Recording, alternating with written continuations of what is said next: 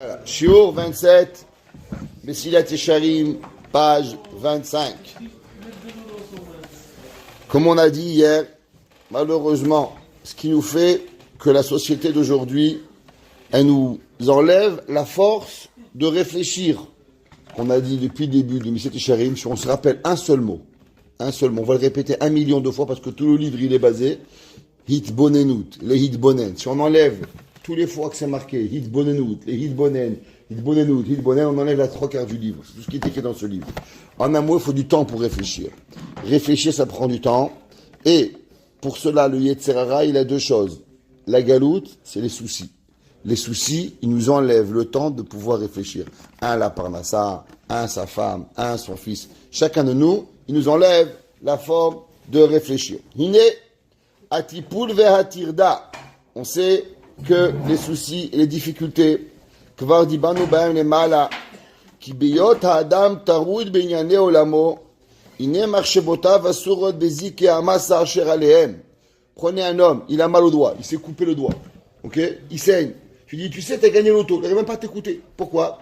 Des fois, t'as une pensée, elle t'attrape le cerveau, et cette pensée, elle t'empêche de pouvoir faire n'importe quoi. C'est comme ça. Demande à un homme qui a le moins de problèmes. Récite-moi l'alphabet, il ne va pas savoir, il est embrouillé. Pourquoi?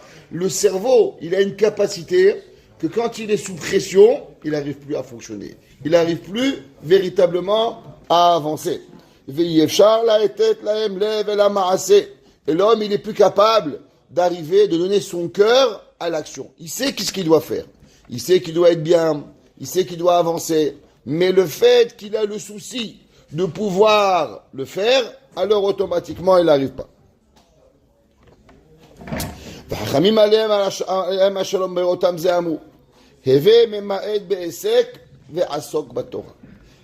ils ont dit, travaille moins et étudie plus la Torah. Pourquoi ils ont dit ça? Parce qu'il n'en reste que l'homme, quand il a la tête dans le business, il ne peut pas avoir la tête dans la Torah. C'est marqué dans les Sfarim, il y avait un rab qui s'appelait le Maharsha. Le Maharsha s'appelait Rab Shmuel Eliezer Adlish. Il a vécu au XVIIe siècle. Le Maharsha était rab de la ville de Ostro. Il était rab de 300 villes, le Maharsha. Il avait une grande yeshiva, il était un mekoubal incroyable. Et dans la Gemara, dans Sanhedrin, le Maharsha, il dit là-bas, aujourd'hui, je n'ai pas donné chiour parce que je suis parti au marché. Le Maharsha, un jour, sa femme, elle avait un business, et il a dû aller pour elle au marché faire une course. Le jour où il est parti au marché, il n'a pas donné chiour. Pourquoi? Il a dit la tête, si elle n'est pas à 100% bête à midrash, on ne peut pas donner chiour. Ça veut dire que, bien sûr, à leur niveau, mais ça veut dire qu'il a compris ce principe, que si une personne, il a quelque chose d'autre dans la tête, alors on peut pas étudier. L'homme, pourquoi c'est marqué que, quand on fait la tefila, Hasidim Arishonim Ayushoim Sha'achat, il se préparait 1 heure. Aujourd'hui, c'est pour ça qu'on a tous les psuké des Imra. Pourquoi on a tous ces teilim que l'on fait avant de Shmona Esrei? Ça serait bien, on vient le matin à la synagogue, on commence Ishtabach, Baricho, Seror, Shmona Esrei, 15 minutes, c'est fini la tefila. Pourquoi on commence Modéani, les Ketoret, pourquoi on fait tout ça? La réponse, c'est que déjà, avec tout ce que l'on fait, des fois le cerveau, il part de tous les coups dans la tefila. S'il n'y a pas un minimum de préparation, on ne peut pas arriver. Si on arriverait juste à venir et commencer Shmona Esrei, on n'arrive pas.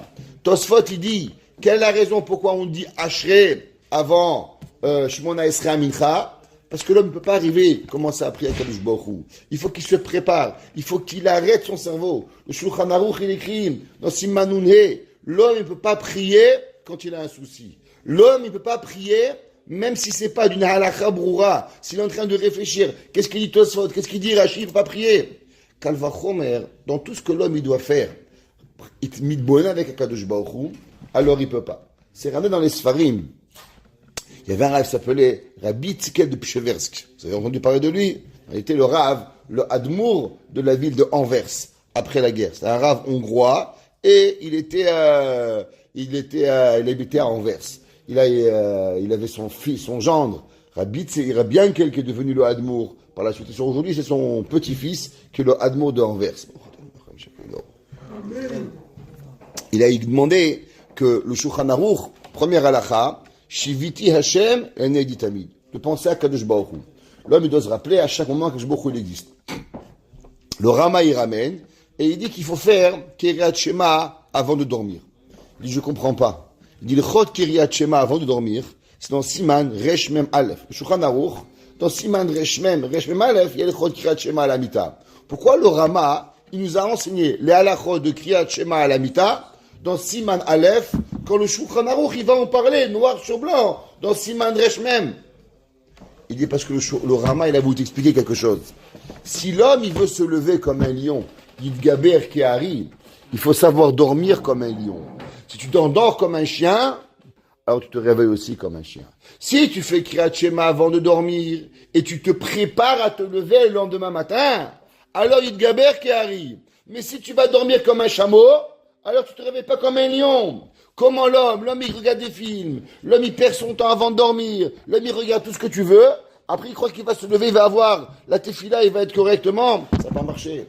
Si l'homme il s'endort d'une façon, même dormir, même se réveiller, ça demande une achana, ça demande une préparation pour pouvoir se lever. L'homme il va étudier la Torah. Pourquoi on fait une bracha? Chachamim ils disent que pourquoi le bétail est détruit?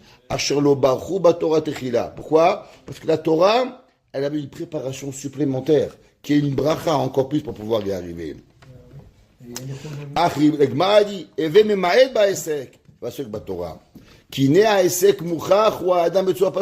L'homme, il doit faire quelque chose pour se nourrir. Il doit faire quelque chose. Chacun, il devient docteur, il est avocat, il est plombier, il prie à Hachem, ça suffit aussi de prier. Chacun son travail.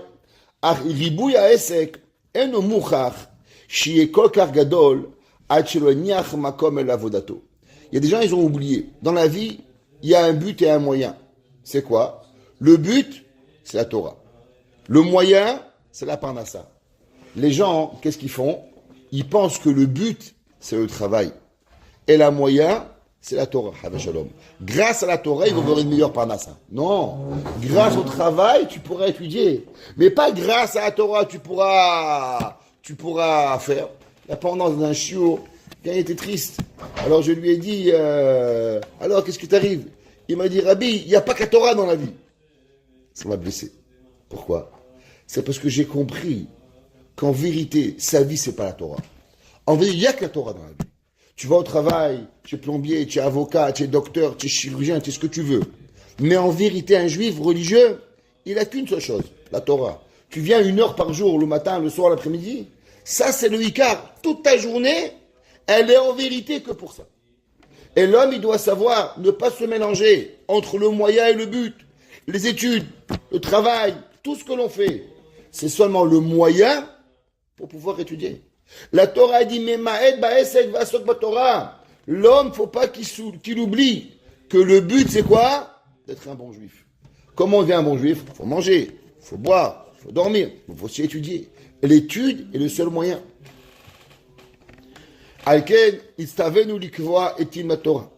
On sait que l'homme, il doit kover haïtim des temps. Qu'est-ce que ça veut dire kover haïtim? Les gens, ils pensent qu'il faut étudier. Alors, il étudie aléatoire. Qu'est-ce que ça veut dire? Le gars, il se réveille le matin. Bon, qu'est-ce qu'on fait aujourd'hui? On fait des courses. Bon, j'ai rien à faire. Je prends une Mishnah. Après, il va jouer au tennis. Il dit, bon, j'ai rien à faire. Je fais un Teilim. C'est pas ça, toi. La Torah, c'est pas quand t'as rien à faire. La Torah, ça fait partie d'un rendez-vous. Tous les matins, Tefila. Après Tefila, Mishnah. Après Egmara. Après Halacha. Le soir, si on est un Bachur Yeshiva, tout le temps. Mais, même si on est un Balabaït, il faut avoir des Kevoa Etim. Ça veut dire quoi? C'est comme si j'ai un rendez-vous. Il n'y a pas un comme ça. Yom Asa, Yom Basa. Ça marche pas comme ça. La vie, elle doit être faite pour arriver. Kvar, Zachan, oui. Rendez-vous, c'est 1 heure par jour ou c'est 1 heure précise dans la journée? 1 heure précise dans la journée.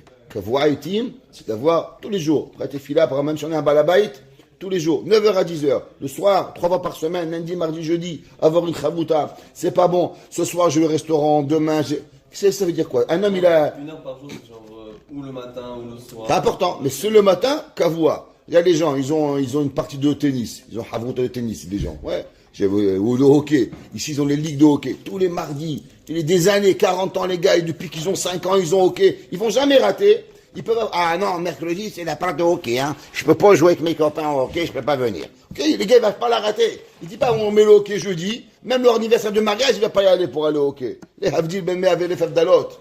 Qu'est-ce qui se passe avec la Torah? C'est pareil. La Gemara dit que la première question que je beaucoup demande à l'homme, Kavata et ma Torah. Est-ce que tu as fixé un temps la Torah? Ou Kehamar Rabbi Pinchas. Comme on a déjà vu au début, que toutes les midotes, elles ne peuvent arriver seulement à travers quoi? Torah, mais via l'idée Zehirut. Ça veut dire que l'homme, il peut pas devenir une bonne personne s'il n'a pas Torah. Torah, mais via l'idée Zehirut, Zehirut, mais via des Zerizut. L'homme, il doit commencer à travers la Torah. Il n'y a rien qu'on peut arriver sans Torah. L'homme qui n'a pas Torah, pas devenir une bonne personne. Vezulata, loyagia elav kela. Sans la Torah, il peut pas arriver. Il peut essayer. On peut croire qu'on devient une bonne personne. Mais arriver à être une bonne personne n'arrive pas sans Torah. Ça veut dire, on raconte qu'il y avait toujours cette même histoire incroyable, mais il faut la raconter parce qu'elle est vraie. Il y avait Aristote. Le Rambam dit qu'il est arrivé au summum de l'intelligence que l'homme peut arriver sans la Torah et sans la névoie. Ça veut dire que le Rambam dit qu'il est arrivé à comprendre les choses juste en dessous du niveau d'un névoie. C'est le Rambam écrit dans Morin Nevuchim. Et un jour, Aristote était un grand penseur. Il avait dans l'université, il était professeur d'université, où là-bas, il parlait des midotes. Et le Rambam, il écrit qu'Aristote, il demandait de ses élèves une dikdouk dans les midotes, ce que aucun rave au monde n'a jamais demandé. Comment il comprenait la midat Kaas, comment il comprenait la midat Anava, comment il comprenait la midat Kedusha, il comprenait les affaires d'une façon incroyable. Et un jour, il y avait un élève à lui, il avait une question sur un des cours de Aristote. Alors il n'arrivait pas, c'était une question profonde. Alors il va chez Aristote, il toque à la porte, et à ce moment-là, Aristote, il avait une relation avec 2 femmes, des hommes et des animaux. Il ouvre la porte, il ne comprend même pas. Qu'est-ce qu'il voit? Il le regarde, il dit... C'est pas possible. Qu'est-ce qui se passe? Et Aristote, il le regarde, il dit, mais qu'est-ce que tu comprends pas? On n'est pas à l'école ici. Ça veut dire que Aristote, il lui a dit, je comprends même pas ce que tu comprends pas. À l'école, on parle de la philosophie. Mais qui a dit que la vie, elle doit être de cette façon? Ça veut dire qu'on peut parler de Kedusha. On peut parler de Ga'ava. On peut parler de Anava. Mais est-ce que tu vas y arriver à cela? Tu ne vas pas y arriver. Rav Moshe Steinbuch, il fumait il y a 30 ans, 40 ans de cela, et en allant d'Afrique du Sud en Israël, il s'est arrêté par l'Italie. Et là-bas, il a pris un bateau. Et dans le bateau, il y avait un des plus grands professeurs, il y a 40 ans, qui avait trouvé comme quoi la cigarette, elle amène le cancer. À l'époque, il faut savoir que les médecins vous conseillent de fumer. T'as mal au ventre, fume. Ah, t'as de mauvaises digestions, fume. Les médecins conseillaient aux gens de fumer. Ça faisait partie de le tous les jours. Un des premiers médecins qui avait découvert les cancers reliés à la cigarette. Alors le médecin, il parle, une conférence, et il parle pendant 1h30, et il prouve scientifiquement que la cigarette, elle enlève 10 ans de la vie d'un homme. Donc, dans tout le cours, Rav Moshe Steinbuch, il a dit, j'arrête de fumer. En sortant du shiur, il est en train de réfléchir dans le bateau, Rav Moshe Steinbuch, et il voit le professeur qui fume. Il comprend pas, il dit, je comprends pas. Vous voulez de me convaincre que ça enlève 10 ans de la vie et vous fumez? Il dit, mais moi j'ai jamais dit qu'il faut arrêter de fumer. Je t'ai seulement dit que ça coupe la vie. Moi je pense qu'il faut fumer, que ça vaut la peine de perdre 10 ans de ta vie. Je comprends pas. Un gars, il arrive à une conclusion, que tu vas vivre 10 ans de moins et il fume. Mais comment on peut comprendre ça? Il dit, parce qu'un homme, il comprend pas ce que c'est de la vie. Pour lui, le plaisir d'une clope, ça vaut plus que 10 ans de vie. Un homme qui comprend ce que c'est la Torah, combien de mitzvot tu peux faire dans la Torah, il peut pas mettre sur le même plateau 10 ans de vie et une cigarette. Ça, c'est pourquoi un gars, il peut arriver à des conclusions, et 2 secondes plus tard, il peut faire exactement l'inverse. C'est pour ça qu'il dit, le Ramchal, que l'homme, il peut comprendre, mais les aguia, d'arriver au Yesod Dvarim, tu arrives pas. Ve'u ma she'amru zichronam livracha. Ve'lo am haaretz chassid. La Mishnah dit que quoi? Que l'homme qui est ignorant ne pourra jamais devenir une personne pieuse. Celui qui ne sait pas, il ne peut pas. Mishnah Bura, dans Hagdama de Chelek Gimel, dans Mishnah Bura, il ramène le Sefer HaCharedim et il dit qu'un homme qui ne connaît pas Ilchot Shabbat, il est Vadaï Mechalel Shabbat. Pas compliqué. Mishnah Berurah dans l'Agdama du Chelek Gimel, il dit, si l'homme, il ne connaît pas les halachot de Shabbat, comment il va savoir c'est quoi Borer, c'est quoi Zoréa, c'est quoi Me'amer, c'est quoi Horesh, c'est quoi Bichoul, Keli Rishon, Keli Sheni. Comment il va savoir? Vadaï, tous les semaines, Mechalel Shabbat. À la fin de sa vie, il monte au bon Dieu. Il dit, tu connais, j'ai fait Shabbat? Bien sûr. Il dit, mon frère, t'as jamais fait Shabbat. Il dit, pourquoi? T'as transgressé tous les Shabbats et 39 malachot de Shabbat. Mais comment, Rabbi? J'ai pas fumé. Il dit, quoi, tu crois que Shabbat, c'est seulement pas fumé? Shabbat, c'est 1 million de choses que l'homme, il n'a pas le droit de faire. Comment il va arriver? Le Rav de Rav Shimshon Pinkus. Un jour, Rav Shimshon Pinkus et son Rav étaient en train de parler dehors. Il y avait une poignée dans un garage. Alors, Rav Shimshon Pinkus, il touche la poignée. 2 fois. Rav Shimshon lui dit, arrête. Alors, Rav Shimshon, il arrête de bouger la main. 2 secondes plus tard, il touche la poignée. 3e fois. Le Rav dit, arrête, Mechalel Shabbat. Il dit, Rabbi, on est mardi, on n'est pas Shabbat, qu'est-ce que tu veux? Il dit, mais t'arrives pas à comprendre. T'arrives pas à arrêter de toucher. Un homme qui n'arrive pas à contrôler ses mains, ça veut dire que Shabbat, il est Mechalel. Shabbat, c'est le contrôle de soi. Un homme qui n'arrive pas, il touche pas. Tu touches, ça veut dire que tu n'es pas en contrôle de toi-même. Un homme qui n'est pas en contrôle de soi, tu vas voir un stylo sur la table, tu vas l'enlever Shabbat. Tu vas te mettre le Shabbat. Shabbat, c'est le contrôle. Pour pouvoir arriver à cela, En Hamar et Chassid. Celui qui n'est pas érudit, il est automatiquement quoi? Un Hamaretz. Et la Mishnah dit Vézé, qui a boré de Barar Shemo, Shibara Yetzer Haraba Adam, ou Shibara Torah Tavlin. Akadosh Baruch Hu, il a créé le Yetzirah. La Gemara, dans Masechet Baba Batra, la Gemara a dit 2 fois, une dans Baba Batra Tetzaïn, et Gemara dans Kedushin Lamed. La Gemara a dit que Yov, il a dit à Kadosh Baruch Hu, Barata Hamorim, Barata Sousim. Vous savez, on dit en français, d'un âne, on ne fait pas un cheval de course. Il a dit, Yov, t'as créé des vaches, t'as créé des ânes. T'as créé des chevaux, t'as créé des chameaux. Chaque animal, il a un travail spécial. Tu ne demandes pas à la tortue pourquoi tu ne fais pas la course avec le cheval. La tortue, le cheval, 2 animaux. L'âne, il porte, le cheval, il court. D'accord? Chacun est différent. Il dit, Baratai Tzadikim, Barata Rechaim. T'as créé des bons, t'as créé des mauvais. Donc si Akadosh Baruch Hu Behemet, t'as créé des bons et des mauvais, alors pourquoi tu veux que maintenant, quand on va arriver au Olam Haba, tu vas récompenser les tzadikim et punir les Rechaim? De la même façon qu'il y a des chevaux et il y a des ânes, il y a des tortues et il y a des chevaux, il y a des bons et il y a des mauvais. La Gemara dit que Yov ratza liptor et kol haolam. La Gemara dans Batra, elle dit que Kadosh Baruch Hu, il lui a dit non, c'est pas vrai. Barat Yetzerara, Barat ilo Torah Tavlin. C'est vrai que j'ai créé le Yetzerara, mais j'ai aussi créé le médicament pour pouvoir s'en sortir du Yetzerara. Et comment il s'appelle ce médicament-là? Il s'appelle la Torah. Ça veut dire que quoi? Ça veut dire, dit le Ramchal, pourquoi il n'a pas dit j'ai créé la marshava, j'ai créé la pensée, j'ai créé le couscous, j'ai créé le hockey, le tennis? Pourquoi il n'a pas dit Arbe Dvarim Barati pour sauver du Yetzerara? Akadosh Baruch Hu, il dit il y a un médicament, Yetzerara. Un homme, il vient te voir, il dit, tu sais, j'ai très mal à la tête. Il n'y a pas de problème. Tylenol extra fort. Tu dis, tu sais, j'ai très mal aux pieds. Tylenol extra fort. Il dit, attention, ça marche pas pour tout.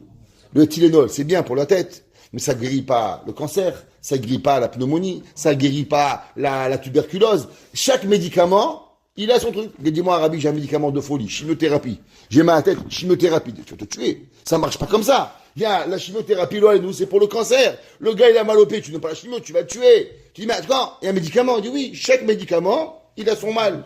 Pareil, la Torah, il n'y a qu'un seul médicament pour les midiotes. Qu'un seul. Torah. Celui qui croit qu'il pourra arriver à travers la philosophie, à travers je sais pas quoi, le yoga, à travers les médecins, à travers la psychologie, la psychiatrie, tout ce que vous voulez, ça marche pas. La Torah est dit, il y a un seul médicament. Baratilo Yetzerara, Baratilo Torah Tavli. Celui qui se veut croire qu'on va y arriver autrement, il va directement 200 à l'heure dans un mur. Oui, mon fils. La question, c'est en fait, si vous avez dit que une personne, si elle ne connaît pas la de Shabbat, elle fait... Mechalel Shabbat. Est-ce que je peux conseiller, Naïna Maharet, qui ne connaît pas du tout la de Shabbat, je peux conseiller, je sais pas, sais pas, qui dort tout Shabbat. L'inverse. Comment ça lui apprend? La Torah dit Lo alecha melacha ligmor. La Torah ne te demande pas de tout avoir. La Torah te demande d'avancer. Bien sûr, si un homme, bien sûr qu'un homme, il commence, il a 13 ans, il ne connaît pas. Il est en processus d'avancement. Chaque semaine, tu apprends. Dormir, ça ne sert à rien. L'homme, il doit venir, il doit faire. L'homme, il n'est pas le but pour pouvoir dormir. L'homme, il doit faire. Si, c'est Shabbat. Alors, qui va apprendre? Qui va apprendre? Chaque semaine, qu'il apprend, qu'il fait attention à une chose de plus. Barati et Tserara, Barati lo Torah tavi. Page 26. Veine Pashut. Shima Borel o Baral Makazo et la Refoazou. Comme on a dit à Kadosh Baruch Hu, il a créé à ce mal que ce médicament. Yefshar beshum panim sheira pe adam mizotamaka bizoterefoua. L'homme, il peut pas s'en sortir sans ce médicament. Ou mishershov yatzet zuata enoela toe. Celui qui croit qu'il a autrement, alors il se trompe. Regardez, aux États-Unis, il y avait là-bas un gourou. Il a dit qu'il pouvait guérir le cancer à travers le yoga, méditation. Et là-bas, plein de gens malades, ils sont tous morts. Et il a été condamné à mort. Il a été condamné qu'il a tué des gens. Pourquoi? Au 2e degré. Parce qu'il les a trompés. On ne peut pas guérir le cancer, ça n'a jamais existé. Oui, on va réveiller les cellules vivantes dans la tête, c'est la volonté. C'est que du blabla. Tachlit, ils ont prouvé scientifiquement qu'il y a 50 gars qui sont rentrés, 50 ils sont tous morts. T'as tué 50 personnes, mon frère. Il était condamné. Pourquoi? À 25 ans, 30 ans de prison. Il n'y a pas, Dieu préserve, il y a une maladie. Il n'y a pas moyen de guérir. La méditation, elle va pas guérir les gens. Eh ben, pareil. Il faut savoir que depuis 5782 ans, il y a beaucoup de gens qui nous ont raconté des salades. Mais à la fin, les bonnes personnes, elles sont arrivées qu'à travers la Torah. On n'a jamais. On raconte que le Chafetz Chaim, un jour il était en cours. Et quand il était en cours, alors on a présenté le Chafetz Chaim. Quand on a présenté le Chafetz Chaim, l'avocat de la défense, il a dit, je vous présente un homme que on dit sur lui qu'il a jamais menti. Que tout ce qu'il dit, c'est la vérité. Alors on va prendre quelques secondes pour pouvoir l'écouter. Alors le procureur, il s'est levé et il dit, objection, c'est seulement des oui-dire.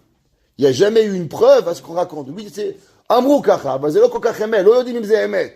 Il dit, on a raconté comme ça, mais c'est pas forcément que c'est vrai. Le juge, il a dit, c'est vrai. Mais monsieur le procureur, sur vous, on n'a jamais dit ça.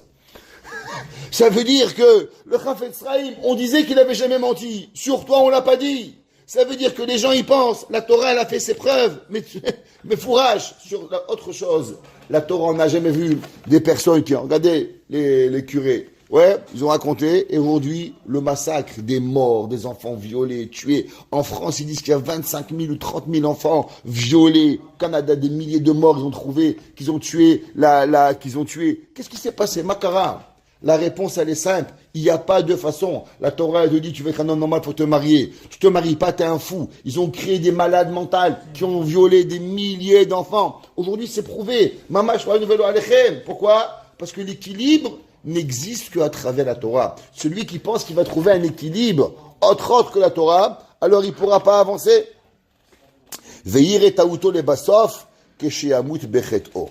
Et ça, c'est le pire des choses, que souvent l'homme, il n'arrive à la réalité seulement quand il meurt. Vous savez, c'est marqué, pas vous faire peur, c'est Erev Shabbat, mais les gens, ils pensent qu'on meurt et qu'on va directement dans l'Olam Haba, dans l'Olam Ha'elyon.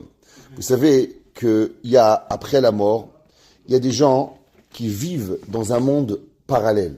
Ça veut dire qu'ils vivent dans un monde parallèle. Ça veut dire qu'ils ne comprennent même pas qu'ils sont morts. Et ils continuent à avoir des ta'avot, et ils sont là. Ils voient leurs femmes, ils voient leurs enfants, ils ne comprennent pas qu'ils sont morts. Ils ne comprennent même pas qu'ils sont morts. Pourquoi? Ils sont morts. Seulement leur âme, ils ont comme leur corps, et ils se voient avec leur corps, et ils sont sur un deuxième monde. Et ils voient leurs femmes, ils voient leurs enfants, et ils voient tout, et ils ont faim, ils ont soif, mais ils peuvent rien avoir. Et ils sont dans un tsar qui est abominable. Et ça peut durer des années, jusqu'à que Bichlal, il va au Gainam.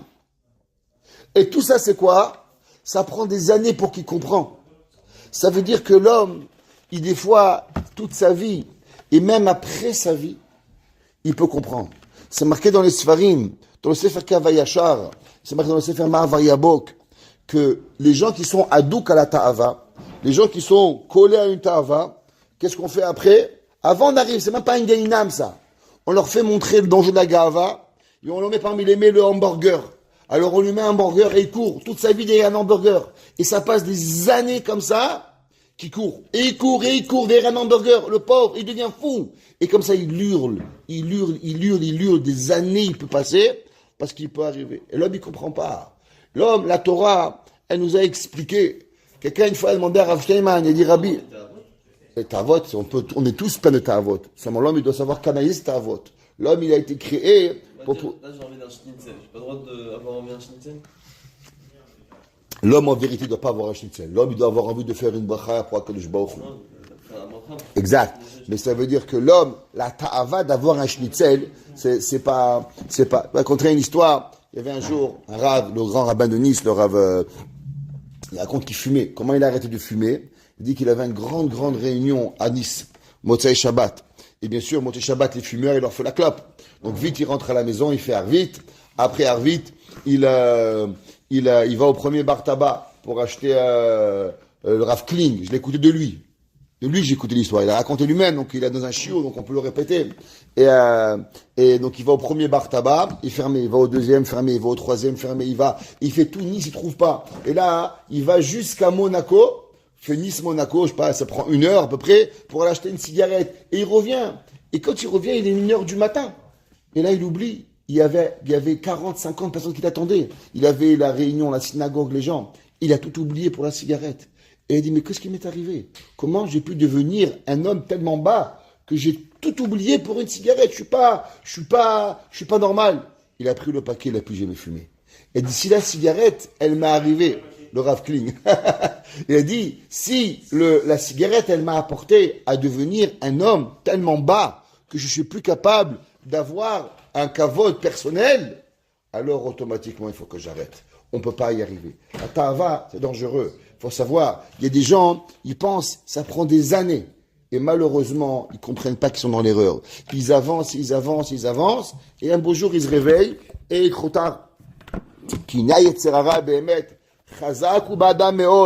faut savoir que le Yetzer Hara est très, très, très fort. Celui qui croit que Yetzer Hara, il est domptable, facilement se trompe.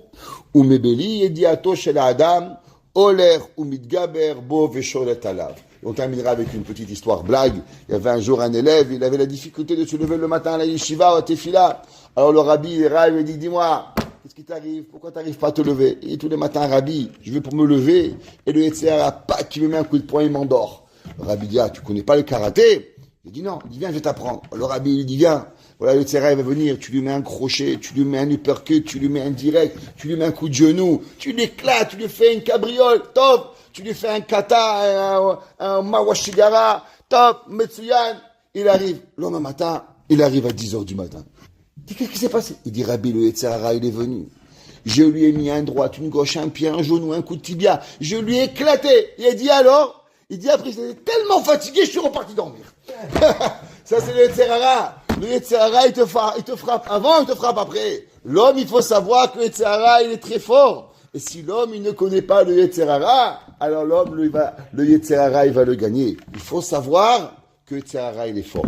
Et la seule chose qui est plus fort que le Yetzer Hara, c'est la Torah. Et en prenant l'étude de la Torah, on devient une partie de Torah. Et en devenant une partie de Torah, alors automatiquement, on est capable de vaincre le Yetzer Hara. Baruch Hana Leolam. Amen ve Amen.